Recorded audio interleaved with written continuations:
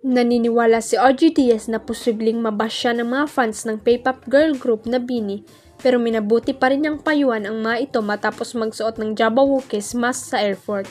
Sa latest episode ng Showbiz Update, sinabi ni OG na hindi siya tama ang ginawa ng BINI dahil mga fans nila ang unang naapektuhan. Ako lang nga, siguro one time okay na yun, pero yung uulitin niyo ulit, yung naka-Jabberwocky's kayo, wag na, pakitan lang kayo, ani OG.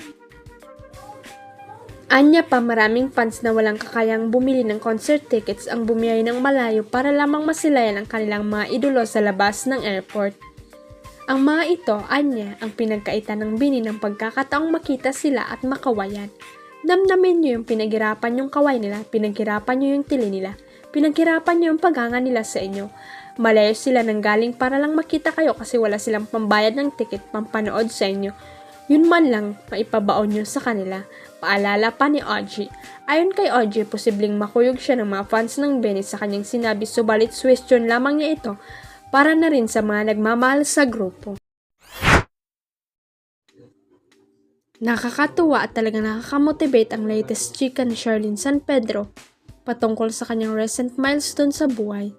Ito yung nakabili na siya ng sarili at kauna-una niyang kotse mula sa mga naipon niyang pera sa paglalaro lamang na online games.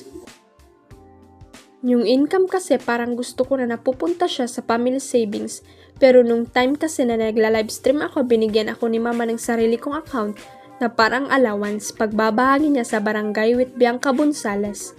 Patuloy niya, iniipon ko siya buwan-buwan na parang binubuno ko siya, tapos nakakatuwa kasi naiipon ko siya sa allowance ko lang. Sobrang thankful rin po kasi ako, pinagkakatiwalaan ako ni mama mag-drive, ani pa na iyang actress.